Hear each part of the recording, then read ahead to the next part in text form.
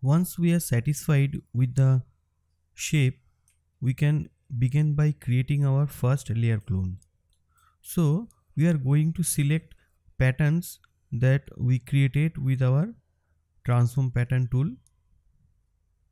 Right click and select layer clone over, which basically creates identical patterns that are shown over the shape that we already have.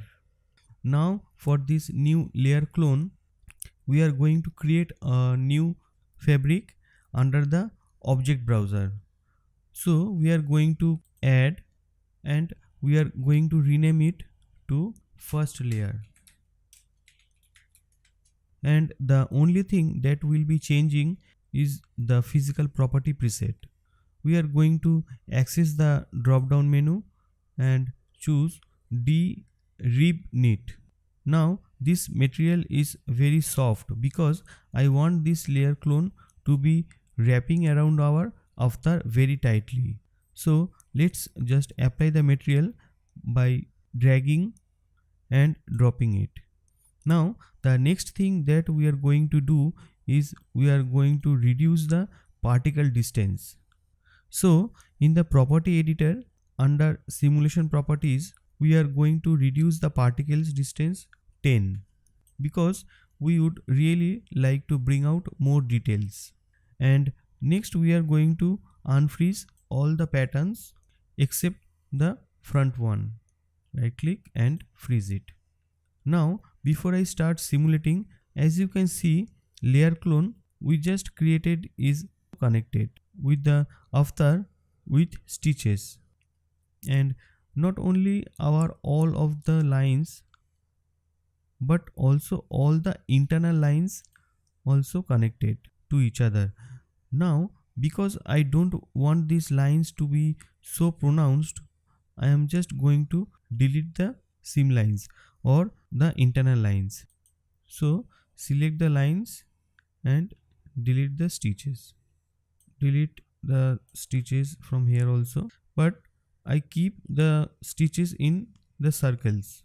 So just delete the seam lines. Now we can begin simulating. So let's press spacebar. Now first glance nothing has changed, but we are going to quickly change it by selecting all patterns, and we going to manipulate pressure settings again, and this time we are going to go above 0, so to 20 to 21, okay, something like that. And as you can see, this is why I did not want to unfreeze the front pattern, because if we wanted to be unfreeze, then everything looked too bloated. But of course I want this side to be nice and smooth. I just wanted to achieve this effect in the back. Okay, once we are done with that, we can now freeze all the patterns. Right click and freeze. Now we are going to be creating another layer clone. So right click and layer clone over once more. And for this clone we also be creating a separate piece of fabric. So just click add, and we are gonna rename this fabric to second layer, and we are going to change the material to D leather. Now the reason why I choose D leather is because this is stiff material. It's very believable because since most purses are made of leather, but it also generates quite a lot wrinkles to give that intensity effects. So just drag and drop the newly made material to our new layer clone. We are also going to lower the particle distance from 10 to 8, and we are also going to bump up the add thickness collision settings. So now it's set to 2.5 and we are going to set it to 5. Now basically this settings does is it presents this top layer clone to interfere with all the bottoms.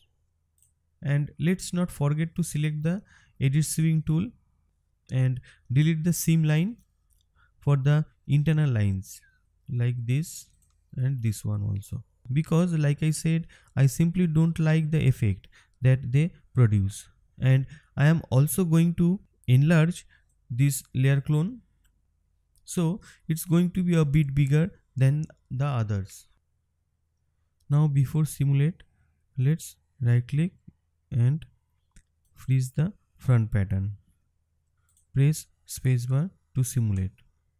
Now let's select all the pattern from the layer clone, and we are also going to play with this shrinkage weft. So while we are under simulation mode, so we get these nice wrinkles overall. So let's go with 105.